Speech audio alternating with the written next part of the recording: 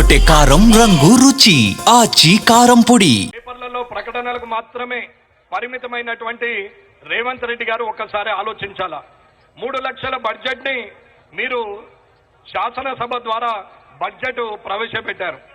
ఈ బడ్జెట్ లో actual receipts ఎంత, మీరు ఫ్యూచర్ కు ఎంతైతే మేము ఈ లాభాలని చేయగలుగుతాం, ఆ లాభాలు ఇన్ని లక్షలు ఉంటుందని చెప్పి మీరు చెప్తూ యాక్చువల్ రిసిప్ట్స్ 1,50,000 ఉంటే అలాంటిది 3 లక్షల కోట్లకు బడ్జెట్ ప్రవేశపెట్టారు. ప్రవేశపెట్టిన బడ్జెట్ లో విద్యకెంత, వైద్యంకెంత, బడుగు బలైన వర్గాలకెంత, వివిధ శాఖలకెంత, అడ్మినిస్ట్రేషన్ కెంత అనేది ఒక్కసారి మీరు ప్రజలకు తెరిచిన పుస్తకంలాగా చూపెట్టే ధైర్యం ఉందా అనేది నేను ఈ వేదిక మీద నుంచి మీకు ఛాలెంజ్ చేస్తున్నాను. ఒక్కసారి మీరు పెట్టిన బడ్జెట్ ని కనీసమల్లా 80% అన్నా మీరు చేరుతున్నారా అనేది ఒక్కసారి తెలుసుకోండి. ఉన్న ఆదాయం 1,50,000 కోట్లయితే ఈ తెలంగాణ ప్రజలకు 3 లక్షల కోట్లని మీరు చూపిస్తున్నారు.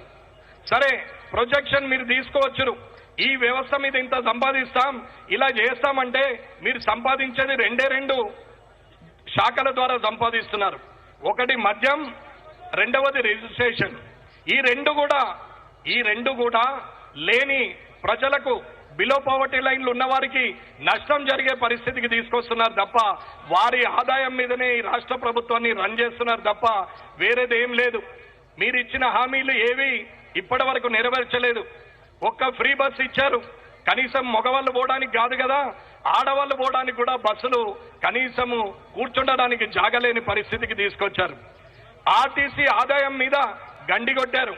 ఆర్టీసీకి ప్రభుత్వం ద్వారా ఇవ్వాల్సిన బకాయిలు ఇప్పటి వరకు ఇవ్వలేదు.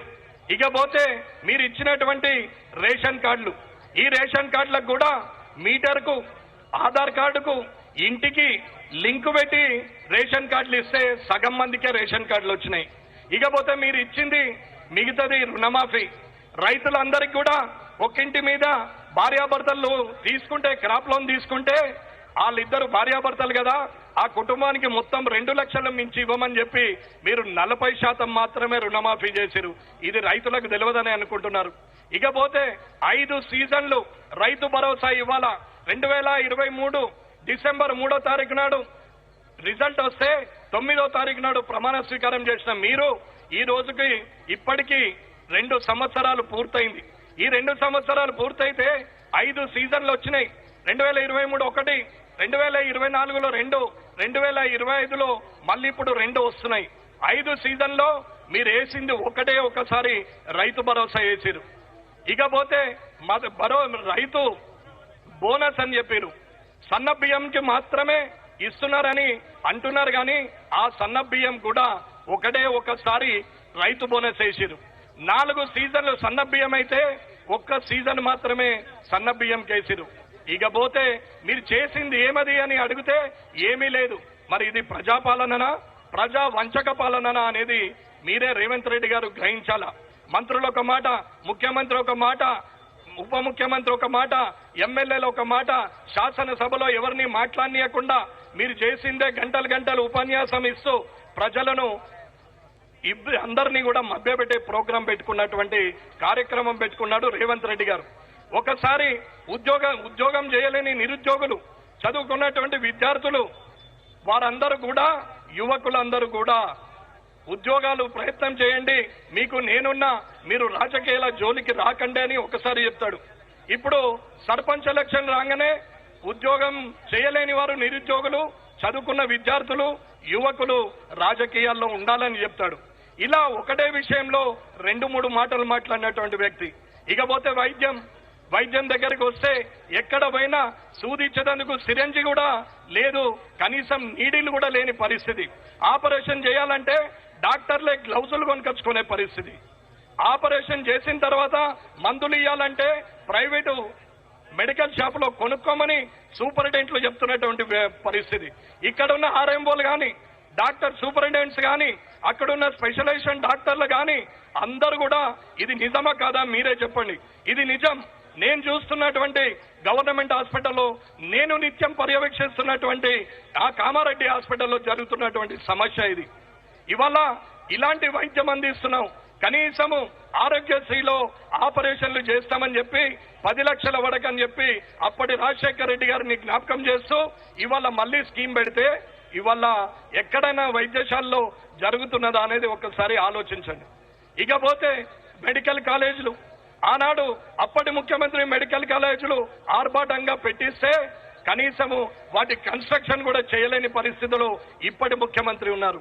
ఇకపోతే విద్య, కూర్చుండడానికి బెంచీలు లేవు, కిటికీలకు రెక్కలు లేవు, పెచ్చులుడిపోయే స్లాబులు, పలిగిపోయిన బండలు, ఎక్కుదామంటే ఇరిగిపోయిన మెట్లు, కూర్చుందామంటే ఊగే టేబుళ్లు, కనీసం కూర్చుండడానికి విద్యార్థులకు కూర్చుండే పరిస్థితిలో కూడా లేని బెంచీలు, అసలు బెంచీలే లేని స్కూళ్లు, కోకొల్లలు.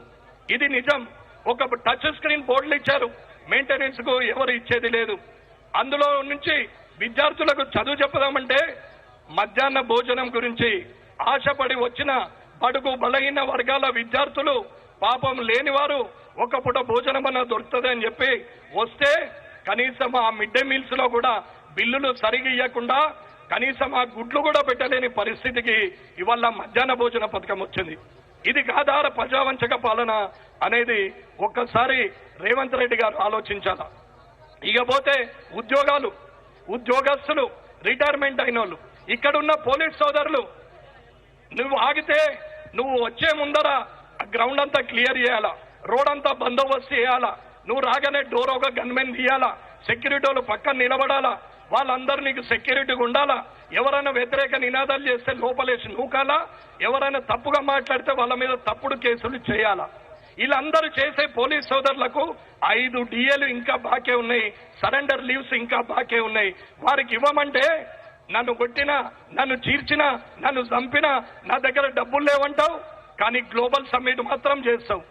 అక్కడ అంబానీ వస్తాడు, అక్కడ సల్మాన్ ఖాన్ వస్తాడు, ఇంకొకరు పెడతారు, అజయ్ దేవ్గన్ పెడతాడు, వీళ్ళందరూ పెడతారు అని చెప్పి మాట్లాడుతూ పేద ప్రజల భూములు గుంజుకొని 30,000 ఎకరాలు అప్పటి ప్రభుత్వం తీసుకొని ఫార్మా సిటీ అంటే దానికి ఫ్యూచర్ సిటీ అని పెట్టి ఇవాళ గ్లోబల్ సమ్మిట్ అని చెప్పి ఆర్భాటం చేస్తూ లక్షల కోట్లను ఇవాళ వృధా చేసుకునే పరిస్థితికి తీసుకొస్తున్నాం.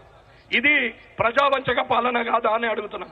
రైతులు అయిపోయారు, ఉద్యోగులు అయిపోయారు, ఉద్యోగస్తులు అయిపోయారు, యువకులు అయిపోయారు, విద్య అయిపోయింది, వైద్యం అయిపోయింది, మహిళలకు పావలా వడ్డీ 2014 నుంచి 2025 వరకు వడ్డీ లేని రుణాలు ఇవ్వాల్సిన పరిస్థితిలో ఒక్క కేసీఆర్ గారు 2018లో మాత్రము 1900 కోట్లు వేశారు. అప్పుడు 19,000 కోట్లు వేశారు. తర్వాత 2023లో ఒక 400 కోట్లు వేశారు. ఓడిపోయిన తర్వాత ఈ రేవంత్ రెడ్డి గారు వచ్చి నిన్నగాక మొన్న వేసినటువంటి 1100 కోట్లను మొత్తము వడ్డీ లేని రుణాలు మా అక్క చెల్లెళ్ళకి ఇస్తున్నామంటున్నారు. మొత్తం ఇచ్చింది 3 సంవత్సరాలు, ఇవ్వాల్సింది ఇంకా 8 సంవత్సరాలు. 8 సంవత్సరాలుగా వడ్డీ లేని రుణాలు లేకుండా ఇవాళ వడ్డీ కడుతూ బ్యాంకుల చుట్టూ తిరిగే మా అక్క చెల్లెళ్లను మోసం చేసినట్టు కాదా అనేది ఒకసారి ఆలోచించాలా. ఇకపోతే కళ్యాణ్ లక్ష్మి, షాదీ ముబారక్, కళ్యాణ్ లక్ష్మికి 2 లక్షలు ఆగితే తులం బంగారం అని మాట్లాడిండు. మేమొస్తే తులం బంగారం అని చెప్పినాం, 2 లక్షలు మాత్రమే ఇచ్చినాం.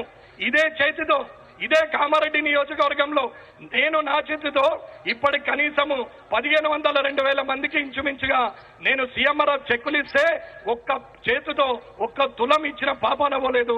అది నీ ప్రభుత్వం, అది నువ్వు మోసం చేయలేదా అనేది నువ్వు ఆలోచించు. ఇకపోతే సీఎంఆర్ఎఫ్ ఏమో రాజకీయ నాయకుల కుటుంబాలకు, ఎమ్మెల్యేలకు, దగ్గరి మిత్రులకు, బంధువులకు 3-4 లక్షల రూపాయలు రికమెండ్ చేసి సీఎంఆర్ఎఫ్ ఇస్తారు. కానీ అదే పేద ప్రజలు, నిన్ను నమ్మి ఓటేసిన ప్రజలు, లేనివారు 1-2 లక్షలు పెట్టి, క్యాన్సర్ వస్తే 5 లక్షలు పెట్టి, భూమి అమ్ముకొని, ఇల్లు అమ్ముకొని, మెడల పుస్తలు అమ్ముకొని, కనీసం ముక్కుపోగు కూడా లేకుండా దాన్ని అమ్ముకున్నటువంటి బడుగు బలైన వర్గాలు లేనివారు వారికి 20,000, 30,000, ఎక్కువ 60,000. ఈ 60,000ను కూడా ఇది నాకు అవసరం లేదు, ఈ 60,000 నాకు అవసరం లేదు, నేను 10 లక్షలు ఖర్చు పెట్టాని ఆయన కూడా చింపి పడేసినటువంటి పరిస్థితి. లేనివాడికి 20,000, అదే బంధుమిత్రులకు, రాజకీయ నాయకులకు 4 లక్షలు, 6 లక్షలు, సంవత్సరంకు 2 సార్లు ఇచ్చే పరిస్థితి ఉంది. ఇది ప్రజావంచన కాదా అని చెప్తున్నా. ఇలాంటి ఎన్ని ఉన్నాయో మీరు ఒక్కసారి ఆలోచించాలా. ఇవన్నీ కూడా చేసినాం. అదరకొట్టే కారం రంగు రుచి ఆచి కారం పొడి.